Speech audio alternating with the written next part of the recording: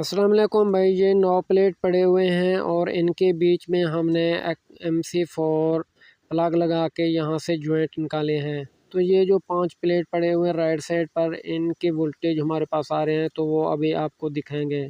और इन DC voltage पर हमने क्या एक्सपेरिमेंट करने हैं वो भी आपको दिखा देंगे। और एक्सपेरिमेंट ये नहीं कि फेक होगा या जुगाड़ होगा, तो ये एक्सपेरिमेंट बिल्कुल ठीक ही होगा। और आप देखें कि यहाँ पे जो हमारे पास वोल्टेज आ रहे हैं 217 DC वोल्टेज आ रहे हैं।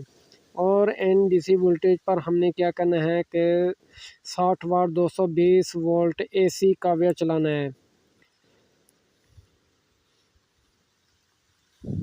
तो ये देखना, मैंने जैसे स्विच ऑन किया है तो ये इंडिकेटर इसका ऑन हो गया है। तो भाई अगर इसको AC पे चलाएं या DC पे चलाएं, इसकी टेम्परेचर में कोई इफ़ेक्ट नहीं पड़ेगा और ये सेम वर्क करेगा। जैसे AC पे करेगा वैसे ही DC पे करेगा। और ये भी नहीं होगा कि अगर आप इसको चला रहे हैं DC पे ये ख़राब हो जाए या जल जाए, इसकी एलिमेंट कुछ भी नहीं होगा। तो भाई आप इसके टेम्परेचर को देखें और ये टेम्परेचर इसकी आपके सामने है।